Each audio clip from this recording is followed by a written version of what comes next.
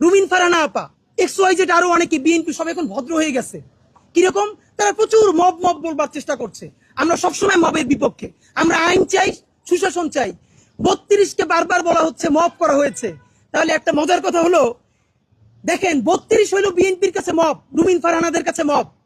আর পাথর মেরে হত্যা করা, এইটার আসলে কোনো নাম নাই।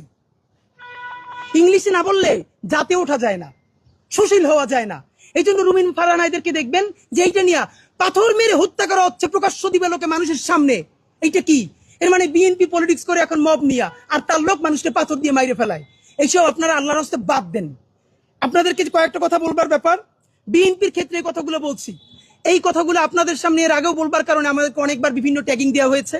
আমরা কখনো জামাতের বিটিম, কখনো এনসিপির বিটিম, কখনো কার বিটিম সে নিজেও জানে না, তবে কারো না কারো বিটিম। এই যৌক্তিক সমালোচনা করেছি। যদি বিটিম না বলে সমালোচনাগুলো